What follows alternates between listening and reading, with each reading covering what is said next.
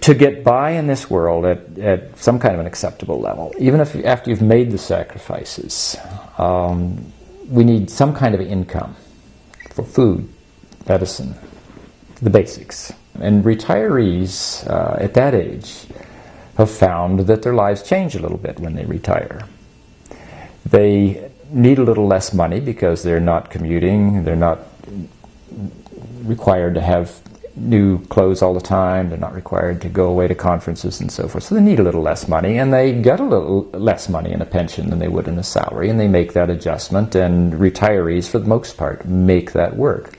If your ambition is to take a hobby and turn it into a vocation or an avocation, if you want to paint, if you want to write, if you want to do some of these more creative things, then those things pay. The point is, they don't pay as much as whatever you were doing before, probably, unless you're very, very lucky and work at it for a very long time.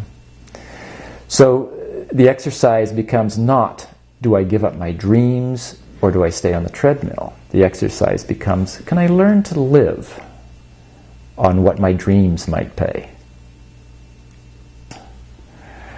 If that's not going to work, keep your hobby. Don't throw your hobby away, but find a way to earn a few bucks here and there, enough that's not too intrusive on your real life, which means maybe for some people working part-time, which means for some people maybe setting up some kind of small business that ends up running itself, renting out the spare room to boarders.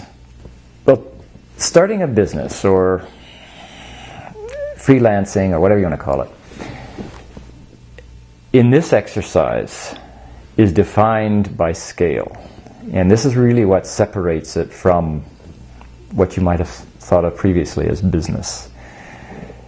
Without the ambition to grow, your lemonade stand into Coca-Cola, as long as you're happy with it remaining a lemonade stand, and it returns you the whatever you need to buy what you want that week, then that's enough. And if it takes 10 hours a week to run the lemonade stand, to make enough to buy the groceries and do the things that you have to do to get on with your real life, then you've made that work. If your ambition is to grow this into a business that makes the Fortune 500, or that eventually goes public, or that allows you to have a secretary and a nameplate on the door, then you're probably going to have the same set of ulcers, impossible time demands, pressures, and anxieties that all those people in the real business world have. It's a question of scale. Now, a small business, a really small business, one that earns just enough, one of the joys of it is that if it doesn't work, it doesn't matter. You can try something for a month, and if the customers just aren't there, if you're just not happy trying to do that, if some other conditions aren't met and the thing falls apart, you've lost a month. So what? You walk away and try something else. No big deal. In the workplace, discipline is imposed by the institution or the boss or the rules of the company. And you have to be at work at a certain time, or you have to put in so many hours a week, and you have to produce this, that, and the other. Being independent means you have to make those rules for yourselves, or drift.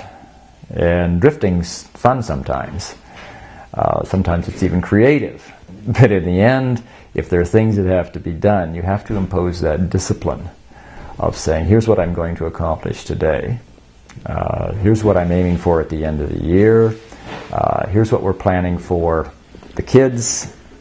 And make those things happen. So it's getting up in the morning, basically. It's checking your results at the end of the day.